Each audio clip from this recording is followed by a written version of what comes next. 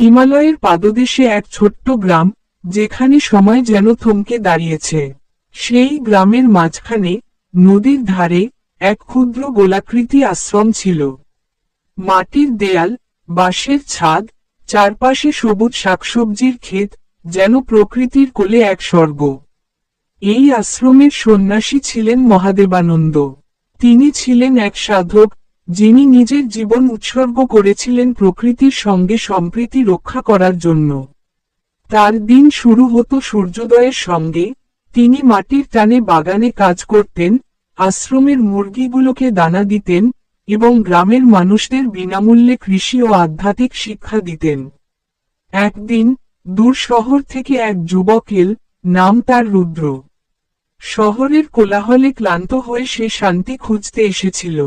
মহাদেবানন্দ তাকে সাদরে গ্রহণ করলেন এবং বললেন, যদি সত্যিই শান্তি পেতে চাও, তাহলে প্রকৃতিকে ভালোবাসতে শেখো, নিজের মধ্যে থাকা অশান্তি ত্যাগ করো। রুদ্র ভাবল, এত সহজেই কি শান্তি পাওয়া সম্ভব? প্রথম কয়েক দিন রুদ্র শুধুই আশ্রম দেখল, সবজির ক্ষেতের যত্ন নিতে শিখল, মাটির ঘরে ঘুমানোর অভ্যাস করল, নদীর ধারে ধ্যান করল। ধীরে ধীরে তার মনে পরিবর্তন আসতে লাগল। সে উপলব্ধি করল, শহরের বিলাসিতার চেয়ে প্রকৃতির সান্নিধ্য অনেক বেশি আনন্দদায়ক। মহাদেবানন্দ তাকে শিখিয়েছিলেন, আমাদের মনের অশান্তি আসে অহংকার থেকে। যখন তুমি নিঃস্বার্থভাবে প্রকৃতিকে ভালোবাসবে, তখনই প্রকৃতি তোমাকে শান্তি দেবে। রুদ্র তার মন থেকে অহংকার সরিয়ে রেখে বাগানের যত্ন নিতে লাগল।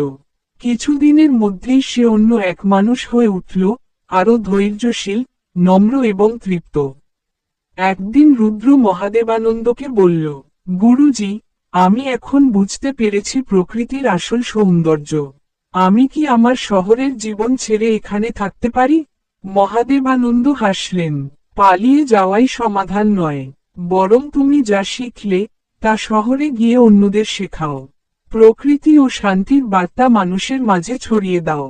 রুদ্র ফিরে গেল শহরে, কিন্তু সে আর আগের মতো ছিল না। সে নিজের জীবনকে বদলে ফেলল এবং শহরবাসীদের প্রকৃতির সঙ্গে থাকার গুরুত্ব বোঝাতে শুরু করল।